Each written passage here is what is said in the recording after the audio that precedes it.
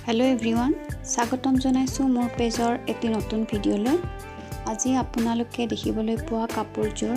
order কৰিছিল আমগুৰিৰ পৰা ক্ৰমনিকা গগৈয়ে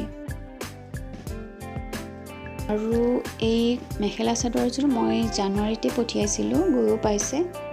আৰু গৈ পোৱাৰ পাছত তেখেতে কি কমেন্ট কৰিছে ভিডিঅটোৰ শেষত এটা স্ক্ৰিনশ্বট দিছো চাব পাৰিব মই বনোৱা কাপোৰবোৰ কেনেকুৱা লাগে জনাব